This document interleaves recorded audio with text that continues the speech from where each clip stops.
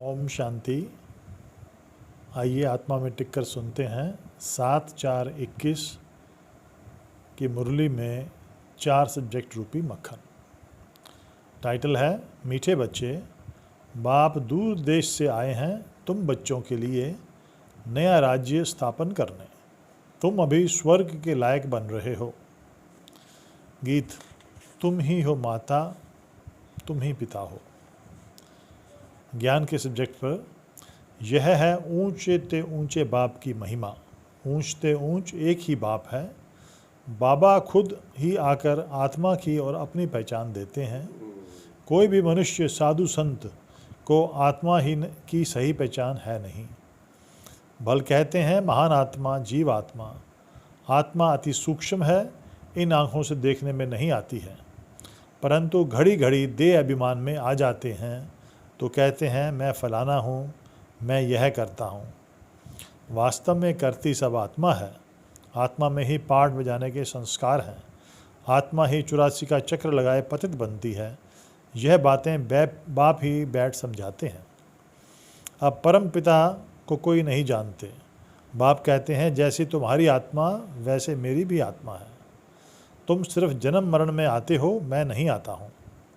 फिर कहते हैं आत्मा सो परमात्मा, परमात्मा सो आत्मा।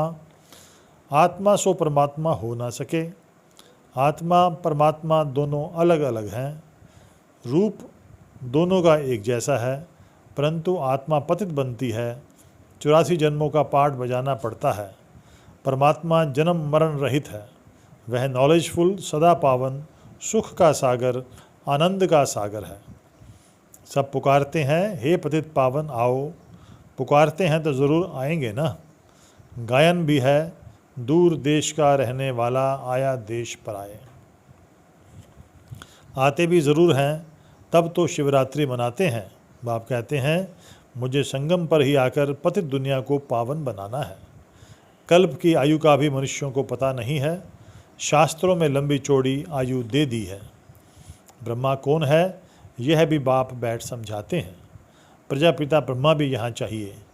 मैं इन साकार सहित बच्चों को समझाता हूँ कि क्या तुम अपने जन्मों को भूल गए हो। अभी सृष्टि का चक्र पूरा होता है, फिर रिपीट होगा। मनुष्य समझते हैं कि गंगा स्नान करने से पाप नाश हो जाते हैं, परंतु इन पानी की नदियों में तो द्वापर से लेकर स्नान करते आए हैं, परंतु कोई के भी पाप नाश नहीं होते। पावन बनने का रास्ता परमात्मा ही बताते हैं। जिन बच्चों का शिव बाबा में अटूट निश्चय है वह आंख बंद करके बाबा की श्रीमत पर रहेंगे। कभी ख्याल भी नहीं आएगा इसमें कुछ नुकसान ना हो जाए। ऐसे निश्चय बुद्धि बच्चों का रिस्पॉन्सिबल बाप है। उनकी अवस्था अचल और अडोल हो जाती है। योग के सब्जेक्ट पर बाबा आए हैं पावन बनाने के लिए, राजयोग सिखाने। पावन बनने का और कोई रास्ता नहीं है। शिव बाबा को याद करने से अवस्था और ही पक्की हो जाएगी। निश्चय में विकर्म भी विनाश होंगे, बल भी मिलेगा। जितना बाबा को याद करेंगे उतना बल जास्ती मिलेगा। वरदान। सहज योग को नेचर और नेचुरल बनाने वाले हर सब्जेक्ट में परफेक्ट भव। धारणा के सब्जेक्ट पे सर्विस में हड्डियां देनी है, किसी भी बात में संशय नहीं उठाना है। सबको सर्विस से सुख देना है, दुख नहीं। निश्चय के बल से अपनी अवस्था को अडोल बनाना है। जो श्रीमत मिलती है उसमें कल्याण समाया हुआ है, क्योंकि रिस्पॉन्सिबल बाप है, इसलिए फ़िक्र नहीं करना है। स्लोगन। सहन करना है तो खुशी से सहन करो, मजबूरी से नहीं।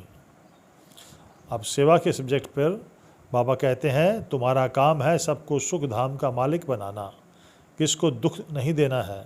ज्ञान नहीं है तो फिर बहुत दुख देते हैं। पहले पहले समझानी देनी है आत्मा और परमात्मा की। कैसे 84 जन्मों में आत्मा का अविनाशी पार्ट भरा हुआ है, कभी बदलने का नहीं है। ड्रामा में नूंदा हुआ है। अच्छे अच्छे बच्चे तो सर्विस पर रहते हैं, दिल पर चढ़े रहते हैं, उनको सर्विस का बहुत शौक़ रहता है। बच्चों को समझाना है कि बाबा कल्प के संगम युग पर आते हैं पावन बनाने। बाबा रोज़ समझाते हैं कि कैसे किसको समझाना चाहिए। बच्चे कोई कच्चे हैं कोई पक्के। बाप यह भी समझाते हैं कि हर एक की बुद्धि अपनी अपनी है। कई तो फिर कर्मणा सेवा अथक करते हैं। जो श्रीमत पर चल सर्विस करते हैं वही ऊंच पद पाएंगे। अच्छा, बाप दादा और आप सबका अति धन्यवाद। ओम शांति, नमस्ते।